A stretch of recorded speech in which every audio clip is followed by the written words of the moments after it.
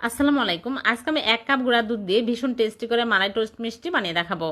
প্রথমে একটা ডিম ভেঙে নিচ্ছি, তারপরে একটা বাটিতে নিয়ে নিচ্ছি গুঁড়া দুধ 1 কাপ, বেকিং পাউডার হাফ চামচ, তেল 1 টেবিল চামচ আর কর্নফ্লাওয়ার 1 চামচ, ময়দা 1 চামচ দিয়ে ভালো করে মিক্স করে নিলাম। তারপরে ডিমের মিশ্রণ দিয়ে আমি সফট একটা ডো তৈরি করে নিয়েছি। ঢেকে রাখবো 5 মিনিট। 5 মিনিট পর আমি এরকম করে গোল করে চ্যাপটা করে নিচ্ছি। সবগুলো মিষ্টি বানিয়ে নিয়েছে। এখন আমি মালাই তৈরি করব। চুলায় প্যান বসিয়ে দিয়ে দিচ্ছি 1 কাপ।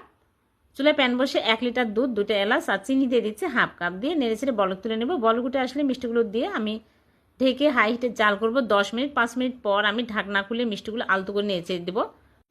উতলে পড়ে যেতে লাগলে ঢাকনা খুলে আবারও ঢেকে দিতে হবে। এইভাবে 10 মিনিট জাল করে নিয়েছি। চুলা থেকে নামে রেখে দেবো 3 ঘন্টা। 3 ঘন্টা পর মিষ্টিগুলো তুলে নিয়েছি।